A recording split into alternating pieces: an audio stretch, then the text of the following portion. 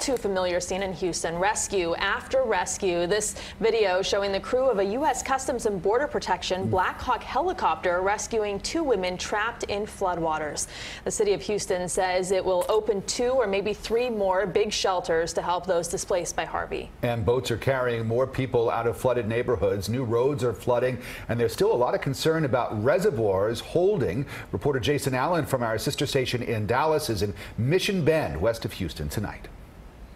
The rain is starting to lessen just a little bit, but the winds are blowing strong up here today. And from this elevated area, we can kind of give you a sense of the scope of this disaster. So down those roads back there are buses and cars and trucks that are still being flooded out today. This shopping center over here where National Guard trucks are pulling in right now, they have people in the back that they just brought out of neighborhoods. This is an entire staging area for emergency vehicles.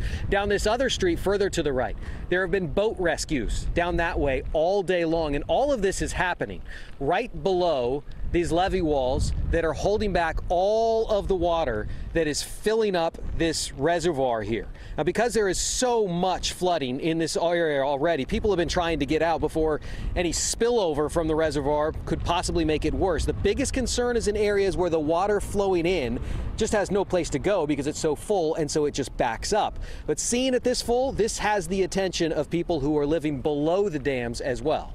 Yeah, especially you see right here, this is actually getting ready to get covered by this water here. So I'm definitely concerned that it's going to come into my neighborhood. Very concerned. I have 4 kids, man, so yeah, we're very concerned.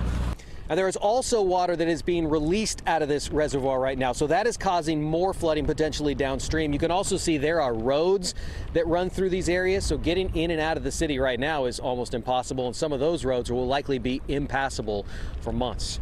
Jason Allen, just west of the city of Houston for CBS 4 News.